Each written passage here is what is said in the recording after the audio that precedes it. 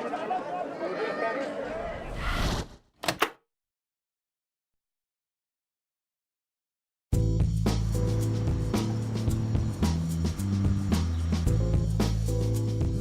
imenu Festivala ljubljanskega filma, ki ga organizira Slovenska filantropija s Svetovno novinarsko komisijo.